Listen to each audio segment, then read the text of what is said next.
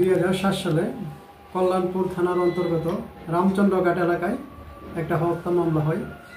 সেই হত্যা মামলায় রাজকুমার দেবনাথ নামে বাবা রাধাচরণ দেবনাথ বাড়ি শান্তিনগর এলাকার একজন লোক জড়িত ছিল। সেই হত্যাকাণ্ড সংঘটিত করার পর থেকেই রাজকুমার দেবনাথ শান্তিনগর এলাকা থেকে পালিয়ে যায় এবং বিভিন্ন জায়গাতে আত্মগোপন করে থাকে। সেই অনুযায়ী আমাদের থানাতে একটা পার্মানেন্ট ওয়ারেন্ট আসে।